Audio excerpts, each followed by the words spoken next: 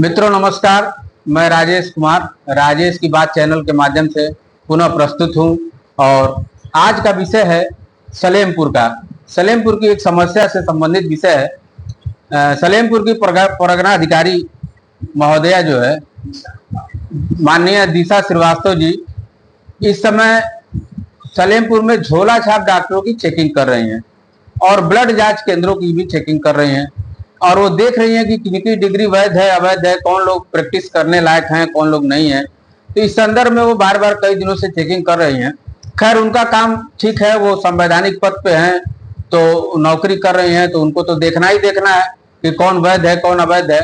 लेकिन इस संदर्भ में मेरा एक विचार है कि आखिर उन लोगों का जांच कौन करेगा कि जो आयुर्वेद के डॉक्टर हैं और सरकारी अस्पतालों में अंग्रेजी दवाएं लिखते हैं, उनकी जांच कौन करेगा। दूसरी बात कि अगर बिना हेलमेट वाला पुलिस हेलमेट वाले की जांच करता है तो फिर उसकी जांच कौन करेगा जो बिना हेलमेट का है। एक प्राइवेट बस वाला व्यक्ति ओवरलोडिंग में चालान हो जाता है और सरकारी बस में कई गुना लोड रहता है ओवरलोड, फिर भी उनका चालान करने वाला कौन है। इस प्रश्न का जवाब हमें आज तक नहीं मिला। इसी संदर्भ में मेरा झोला छाप डॉक्टरों के पक्ष में ये बयान है। आप ये देखिए कि झोला छाप डॉक्टर किन बीमारियों का इलाज करते हैं।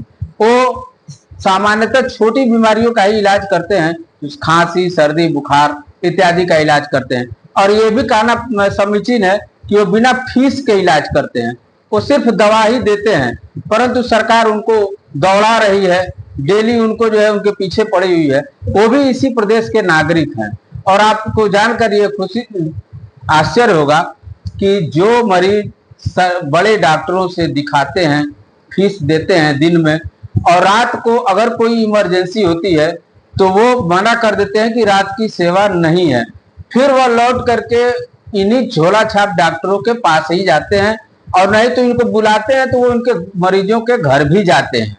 तो इससे हमको लगता है कि सरकार परिचित नहीं है। एक तो बेरोजगारी बढ़ती जा रही है और आप उसी में शासन का डंडा भी चल रहा है। तो मेरा कहना यह है कि भाई इनके तरफ भी आपको विचार करना चाहिए। क्यों विचार करना चाहिए? क्योंकि सरकार को आजादी मिले 75 साल हो गया, प्रति 50,000 की आबादी पे एक एमबीबीएस एक एमडी डॉक्टर देने में आज भी सरकार विफल है। तो फिर जन सामान्य को चिकित्सीय सुविधा कैसे मिलेगी, उनको कैसे आसानी से जो है चिकित्सा की सुविधा मिल पाएगी, इस पर सरकार का काम कितना दूर पहुंचा है ये हमको जानकारी नहीं है। हमें ऐसा लगता है कि जिस गति से एमबीबीएस और एमएस और एमडी पैदा हो रहे हैं तो आने वाले 100 वर्ष कम से कम लगेंगे प्रति 50,000 की आबादी पे एक एमबीबीएस और एक एमएस देने के लिए।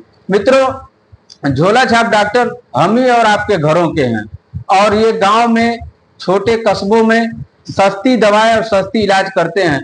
जिन छोटी बीमारियों का मैंने उल्लेख किया है, उन्हीं बीमारियों के लिए किसी एमडी के पास अगर कोई मरीज जाता है तो उनकी फीस 500 से शुरू होती है और महंगे जांच लिखे जाते हैं और उसके बाद से उनका 3-4 हजार रुपए का बिल तो कम से कम बन ही जाता है।